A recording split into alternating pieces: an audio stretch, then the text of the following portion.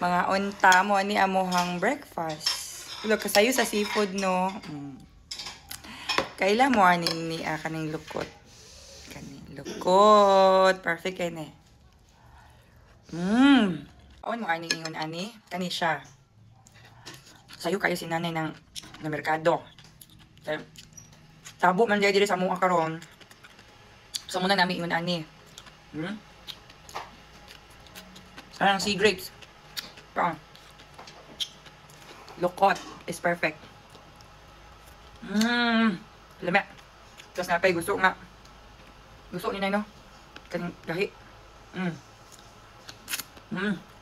Maya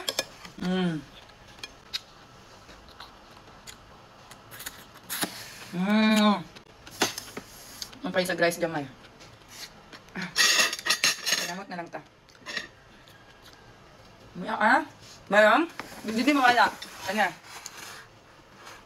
Perfect. Kinason. Kalamang. Wala gagmay. Okay, presko kaayo. Kamis-tamis. Perfect. Unsa may inyo ang pamahaw din ha mga langga. Palihog ko na kukuan. Check ka sa comment. Mag-check ka ta. Mukha ba mong ingon nani? May asang pamahaw eh. Nasa ibang kwan tani siya pang break pang lunch.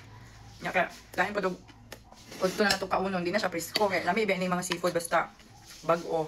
Kinahanglan kaunon di na siya dayon kay para fresh pa siya ba di siya madaot kay lisod ba ni mga seafood ug ni madaot kay delikado pud ni siya stiyan. Pero nadi uban nga dili mga iyon ani kay sensitive ang ilang mga tiyan. Naanad ba? Kaya nga naanad man mi ani. O naanad ko ani kay doon lagi og dagat. Akong balay diri is doon yung dagat mo ng kuan ra 2 minutes away. Dagat na dayon. Nung seafood diri abunda.